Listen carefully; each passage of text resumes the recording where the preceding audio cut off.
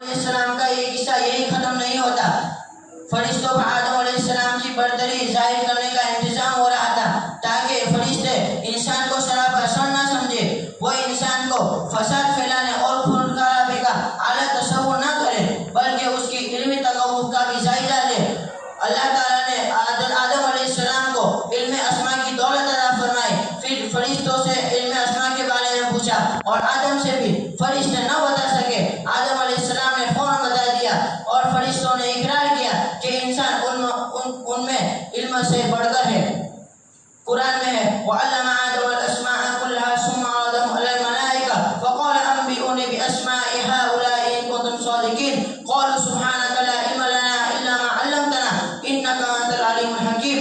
قَالَ يَا آدَمُ أَنبِئْهُم بِأَسْمَائِهِمْ فَلَمَّا أَنبَأَهُم بِأَسْمَائِهِمْ قَالَ أَلَمْ أَقُل لَّكُمْ إِنِّي أَعْلَمُ غَيْبَ السَّمَاوَاتِ وَالْأَرْضِ وَأَعْلَمُ مَا تُبْدُونَ وَمَا كُنتُمْ تَكْتُمُونَ. اور اللہ تعالیٰ نے آدم علیہ السلام کو ان چیزوں کے نام سکھائے، پھر ان کو فرشتوں پر نازل کیا اور فرشتوں سے کہا ان چیزوں کے نام بتاؤ. فرشتوں نے کہا اے بار الہی، ہمیں تو وہی علم ہے جو تو نے سکھایا ہے، تو ہی جاننے والا اور حکمت والا ہے. اور پھر آدم علیہ السلام سے کہا کہ اے آدم تم ان چیزوں کے نام بتاؤ. آدم علیہ السلام نے فوراً بتا دیے. پھر اللہ تعالیٰ نے فرمایا میں نے تم سے نہیں کہا تھا کہ آسمان اور زمین کی غیب کی باتیں میں ہی جانتا ہوں، اور میں وہ بھی جانتا ہوں جو تم ظاہر کرتے ہو اور جو تم چھپاتے ہو. بہرحال آدم علیہ السلام کی برتری فرشتوں پر ظاہر ہو گئی اور فرشتوں نے اس کا اقرار اور اعتراف کیا. پھر آدم علیہ السلام کو حکم ہوا کہ وہ جنت میں رہے، جنت کے میوے اور پھل کھائے اور آرام اور راحت سے گزر بسر کرے. مگر اکیلے رہتے ہوئے آدم علیہ السلام کو وحشت ہونے لگی. ان کو کسی ایسی ساتھی کی تلاش تھی جن کو وہ اپنا ہمغم، ہم نفس اور غمخوار بنائے. اللہ تعالیٰ نے ان کی یہ مراد پوری کی اور ان کی بائی پسلی سے حضرت حوا کو پیدا کیا. وَخَلَقَ مِنْهَا زَوْجَهَا اور اسی کے نفس سے اس کا جوڑا بنایا. حضرت آدم علیہ السلام اور حضرت حوا دونوں ہنسی خوشی سے جنت میں رہنے لگے. جنت میں ان کو ہر طرح کی عادت تھی مگر ایک پابندی تھی. پابندی یہ تھی کہ ایک درخت کا پھل نہ کھانا اور اس کے قریب بھی نہ جانا. مگر شیطان کا دشمن انسان کا دشمن شیطان ان دونوں کے دل میں وسوسے ڈالنے لگا اور ان کو کہنے لگا کہ جس درخت سے پھل کھانے سے منع کیا گیا ہے وہ شجر پھل ہے، اس کے پھل کھانا جنت میں ہمیشہ رہنے کا ضامن ہے. ممانعت کے باوجود حضرت آدم علیہ السلام اور حضرت حوا نے اس کا پھل کھا لیا اور پھل کھاتے ہی ان کا جنتی لباس اتر گیا اور ان کا صدر کھل گیا. دونوں نے اپنا صدر پتوں سے چھپا لیا. پھر اللہ تعالیٰ نے آدم علیہ السلام سے کہا اے آدم ممانعت کے باوجود یہ حکم عدلی کیسے ہوئی؟ پھر آدم تھے اطاعت فرما بردار، شیطان کی طرح اپنی غلطی پر جم جانے والے نہ تھے. انہوں نے اپنی غلطی کا اقرار کیا اور اللہ تعالیٰ سے معافی مانگی. وَلَقَدْ أَحِدْنَا إِلَىٰ آدَمَ مِن قَبْلُ فَنَسِيَ وَلَمْ نَجِدْ لَهُ عَزْمًا. ہم نے آدم سے پہلے ہی عہد لے لیا تھا مگر وہ بھول گیا اور ہم نے اس میں نافرمانی کا قصد نہ پایا.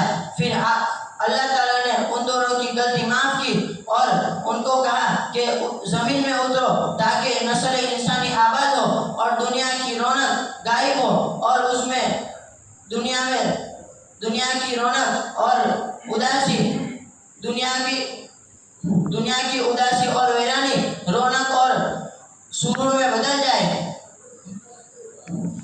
اور رنگینیوں میں تبدیل ہو جائے. وَلَكُمْ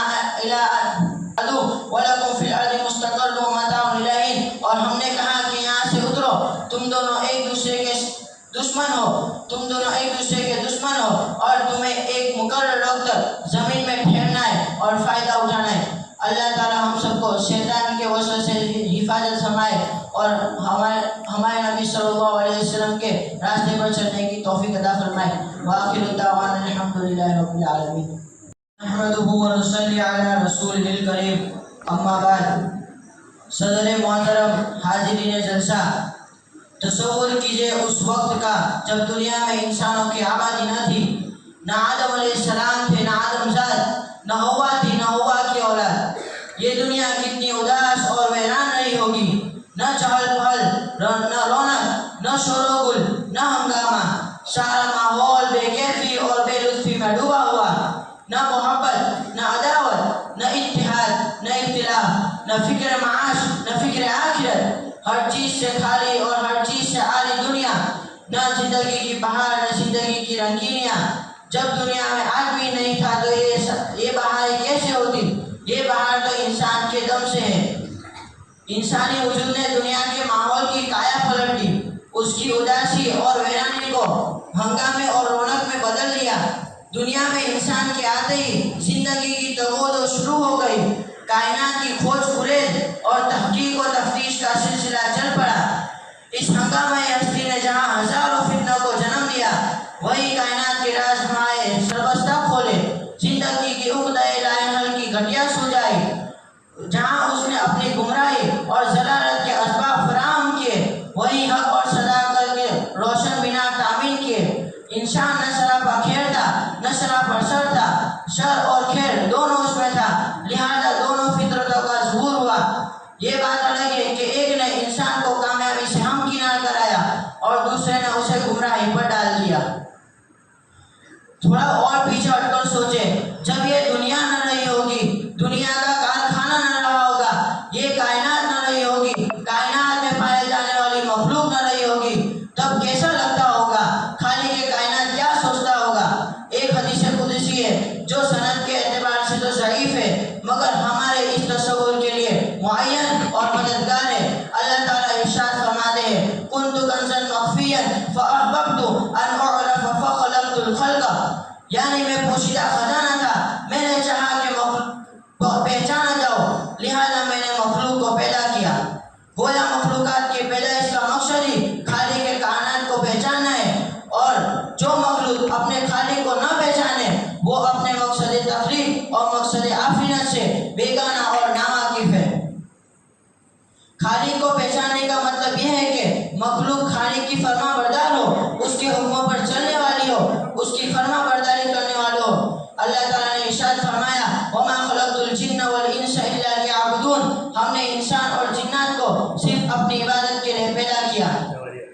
آدم علیہ السلام، دنیا میں انسان سے پہلے جناتوں کی آبادی تھی، مگر وہ رنگا رنگی دنیا میں ان کے سرے نہ تھی جو حضرت انسان کے مقدر تھی۔ اللہ تعالیٰ نے ابو البشر حضرت آدم علیہ السلام کو جب پیدا کرنا چاہا تو فرشتوں کو اطلاع دی کہ میں زمین میں ایک خلیفہ اور ایک نائب پیدا کرنے والا ہوں۔ فرشتوں نے سنا تو کہنے لگے، بار الہی، اگر ایک نئی مخلوق کو پیدا کرنے کا مقصد تیری تسبیح و تحلیل ہے تو اس کے لیے تو ہم ہر وقت حاضر ہیں۔ کہیں ایسا نہ ہو کہ یہ نئی مخلوق زمین میں فساد پھیلائے اور خون خرابہ کرے۔ اللہ تعالیٰ نے فرمایا، یہ قوم مفسد ہوگی یا مصلح، اچھی ہوگی یا بری، خون خرابہ کرے گی یا امین ہوگی، اس کے بارے میں حقیقت کا علم مجھے ہے، تمہیں نہیں۔ قرآن میں فرماتے ہیں، وَإِذْ قَالَ رَبُّكَ لِلْمَلَائِكَةِ إِنِّي جَاعِلٌ فِي الْأَرْضِ خَلِيفَةً قَالُوا أَتَجْعَلُ فِيهَا مَن يُفْسِدُ فِيهَا وَيَسْفِكُ الدِّمَاءَ وَنَحْنُ نُسَبِّحُ بِحَمْدِكَ وَنُقَدِّسُ لَكَ قَالَ إِنِّي أَعْلَمُ مَا لَا تَعْلَمُونَ۔ اور یاد کر اس وقت کو جب تیرے رب نے فرشتوں سے کہا کہ میں ایک خلیفہ بنانے والا ہوں۔ فرشتوں نے کہا کہ کیا ایسی ہستی کو خلیفہ بنایا جا رہا ہے جو زمین میں فساد پھیلائے اور خون بہائے؟ اللہ تعالیٰ نے فرمایا، میں جو جانتا ہوں تم نہیں جانتے۔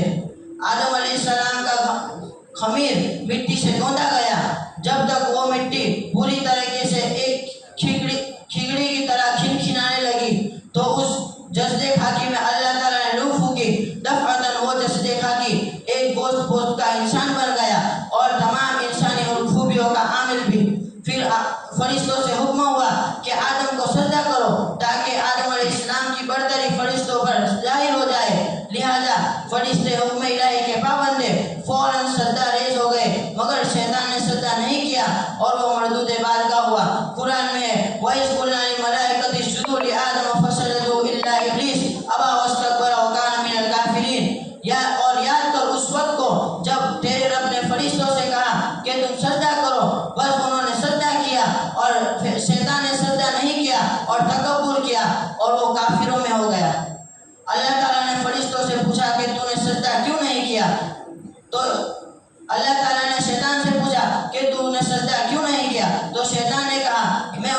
بہتر ہوں، اس سے اونچی مخلوق کا ہوں، تو اپنے سے نیچی مخلوق کو سجدہ کیوں کروں؟ اللہ تعالیٰ نے فرمایا کیا تو میرے حکم سے بھی اتنا اونچا ہو گیا کہ میرے حکم کے باوجود بھی تو نے سجدہ نہیں کیا؟ یہاں سے نکل جا۔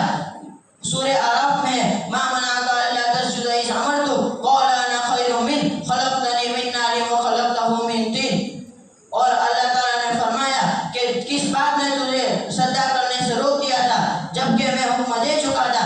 ابلیس نے کہا میں اس سے بہتر ہوں، تو نے مجھے آگ سے پیدا کیا اور اسے مٹی سے۔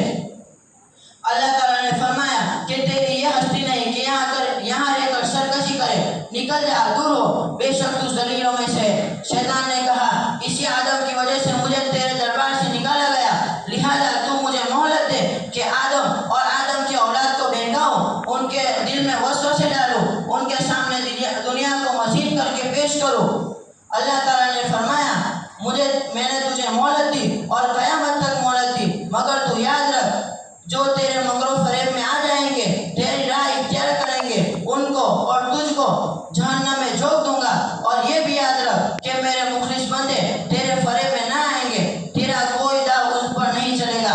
قرآن میں ما منعک الا تسجد اذ امرتک قال هذا صراط علی مستقیم ان عبادی لیس لک علیہم سلطان الا من اتبعک من الغاوین وان جہنم لموعدهم اجمعین۔ اللہ تعالیٰ نے فرمایا یہی سیدھی راہ ہے جو مجھ تک پہنچانے والی ہے، میرے مخلص بندوں پر تیرا کوئی زور نہیں چلے گا، ان پر ہی چلے گا جو بندگی کی راہ سے بھٹک جائیں گے، ان